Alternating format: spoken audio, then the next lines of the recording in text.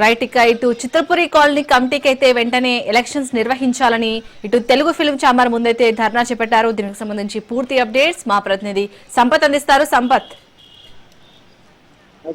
Telugu film chamber అలాగే చిత్రపురి కమిటీకి సంబంధించి వెంటనే ఎలక్షన్స్ కూడా కండక్ట్ చేయాలని ఫిల్మ్ ఛాంబర్ నుండి నిర్మతి ఏదైతే స్మాల్ సబ్జెక్ట్ ఉన్నారో వాళ్ళ అధ్యయనంలో ఫిల్మ్ ఛాంబర్ ధర్నా కూడా చేయడం జరిగింది. అయితే గతంలో అంటే అక్టోబర్ 12న ఎలక్షన్స్ పెట్టని డిఫరెన్స్ మళ్ళీ అదే డేట్ కూడా రాష్ట్రాలు 26 తారీఖు చెప్తున్నారు. ఇలా ఎన్ని డేట్ మారుస్తారంటే కూడా ఈ నిర్మాతలు ఏమైతే అందరూ కూడా కలిసి సామాజిక ధర్నా చేయడం జరుగుతుంది.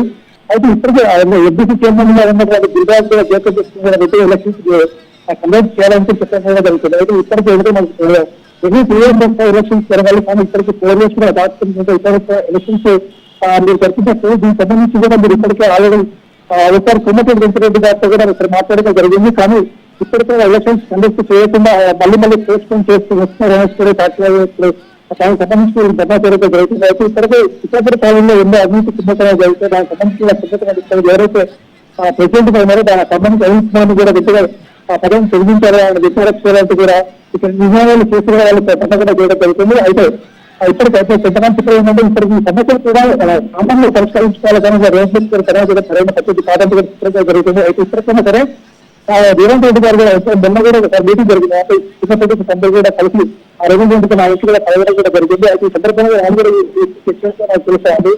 అయితే మరొకసారి కూడా ఆలోచించి కూడా రేవంత్ రెడ్డి గారు కూడా పక్కన వీళ్ళందరూ కూడా ఆదేశాలు జారీ చేయడానికి కూడా ఇలా ఎలక్షన్స్ చెప్పడం.